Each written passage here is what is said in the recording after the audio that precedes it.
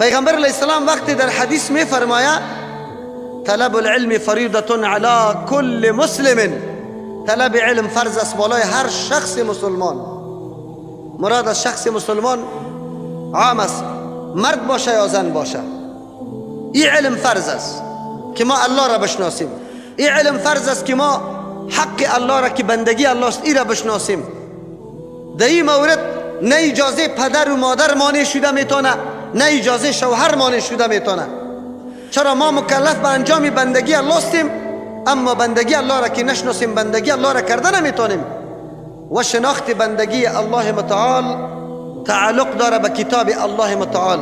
از او خاطر اولین نکته امیست که کتاب عظیم الله را ما به این مقصد میخوانیم که ما طرز بندگی الله متعال بدانیم که بندگی الله به کدام سیستم میشه، عبادت الله کدام چیز است و چه قسم عبادت الله متعال بکنیم.